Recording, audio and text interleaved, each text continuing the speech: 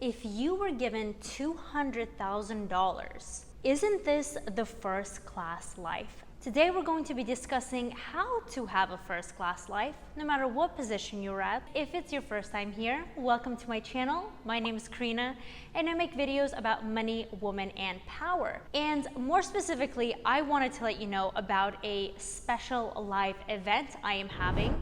These are unspoken secrets to become $1 million woman, and I want you to be there with me. So please go to intoamillylady.com/live in order to register. The early bird ticket prices will be going up, so I'm very excited to see you there.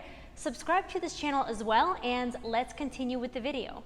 What would you do with $200,000? How can you jumpstart your first class life with that? Actually, the secret is you don't need $200,000. You actually don't need any money at all, because a first class life truly does begin from the inside out. If you were to have $200,000, even $2 million, but you still have the same exact mentality as if you had no money at all, then trust me, your life would not change. Because some wealthy people, despite having so much wealth, they still don't know how to live in a first class way. That does not necessarily mean spending.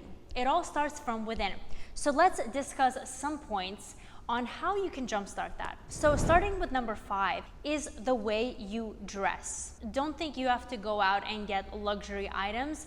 The point of dressing and really presenting yourself in a certain way is dressing for the person that you want to be, not necessarily the person who you are right now. So if you perhaps want to be a high caliber woman that is taken care of and looks put together all the time, then it can start from shopping for quality versus brand names. You can get the same piece of silk cami top, for example, for $100 from a place versus a designer, which would easily cost $1,500, right? So there's a huge discrepancy there. That's also taking time to, put yourself together, your hair, maybe a little bit of makeup. That will really make yourself feel next level, feel put together. And that's a really easy and inexpensive way to do it.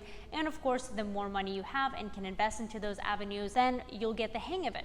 Number 4 is buying half as many for twice as much.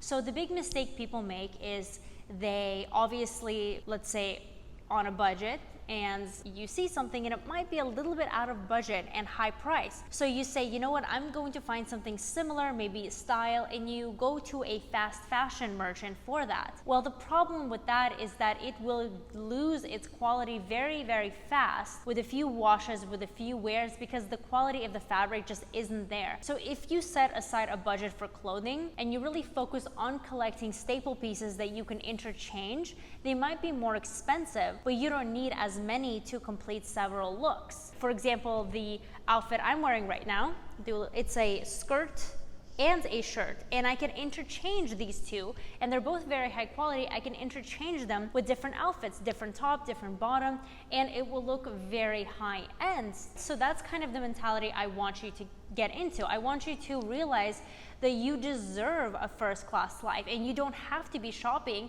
at the most inexpensive places. Do set aside a budget for yourself and spend it on items that you actually want, on items that will uplift your mood, that will make you feel like $1 million woman, which is of course what my live event is about, the secrets to $1 million woman. So number 3 is invest into your growth. Now, I've heard this said a lot, right? Invest into yourself. Everybody knows that's a very good thing to do, no matter what industry you are in.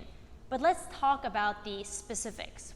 What should you be investing in? The first one is into travel and experiences. There's so many people that stay in their hometown essentially for their life, and they think that travel is outside their reach because they think it's something that's crazy and expensive, but the education that travel gives you is just beyond this world. I've been to over 20 countries, at least 40 different cities multiple times: Hong Kong, Barcelona, Paris, Rome, Florence, Shanghai, Amsterdam, they all have different things, different takeaways from them. So it's really important to make that a priority in your life. Of course, right now it's a little difficult, but in the future going forward, that even if you, let's say, don't have a group of friends to do it, there's so many options. You can go by yourself, granted it's safe. You can go with a partner, with a family member, with friends.